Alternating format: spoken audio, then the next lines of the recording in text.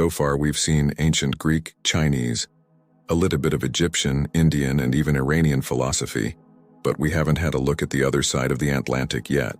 Surprisingly enough, there is a strong foundation of philosophical hypostasis in Latin America. Of course, the northern side doesn't have as rich history, though. Again, it would be very interesting to research about pre-Columbus beliefs, but also very difficult due to minimum collected information.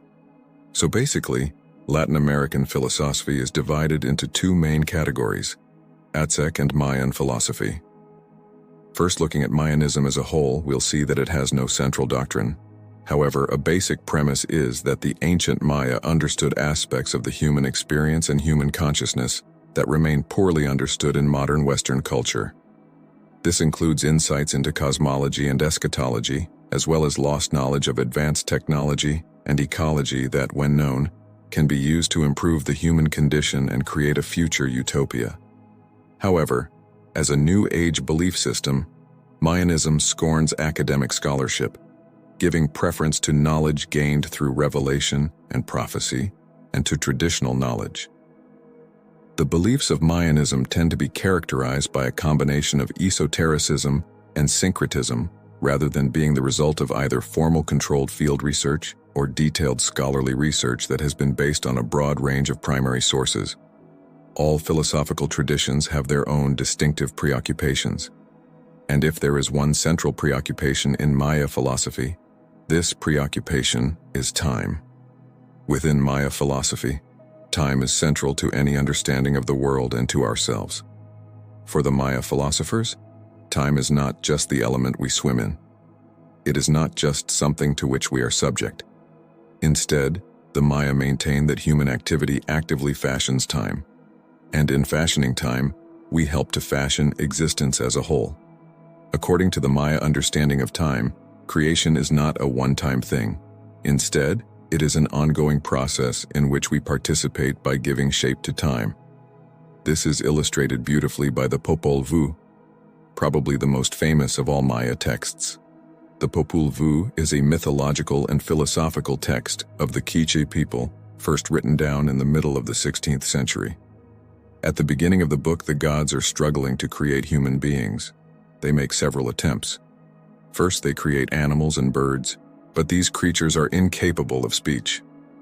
Then they make creatures out of mud, but they dissolve when they are wet. Next, they fashion effigies made of wood. By now, they are having some limited success. The creatures they make certainly look like people and speak like people. Like people, they are even capable of reproducing. But the Popol Vuh says, these creatures continue to disappoint their creators. They are brittle and rigid, they have no sense of purpose, and, crucially, they are incapable of keeping the days. Incapable of actively fashioning time, these proto-humans are incapable of participating in the ongoing processes of creation, so the gods get rid of these botched humans and try for a fourth time, fashioning their new creations out of maize. And at last, the gods hit it lucky. These new human beings can speak and reproduce, but they can also give shape to time. And in ordering time, they can participate in creating and recreating the world to which they belong. Now let's move on to Aztec philosophy. Aztec philosophy saw the concept of Ometeotl as a unity that underlies the universe. Ometeotl forms, shapes, and is all things. Even things in opposition, light and dark, life and death, were seen as expressions of the same unity, Ometeotl. The belief in a unity with dualistic expressions compares with similar dialectical monist ideas in both Western and Eastern philosophies. Aztec philosophers focused on morality as establishing balance. The world was seen as constantly shifting with the ever-changing Teotl. Morality focused on finding the path to living a balanced life, which would provide stability in the shifting world. Aztec philosophy saw the arts as a way to express the true nature of Teotl. Art was considered to be good if it, in some way, brought about a better understanding of Teotl. Aztec poetry was closely tied to philosophy and often used to express philosophic concepts.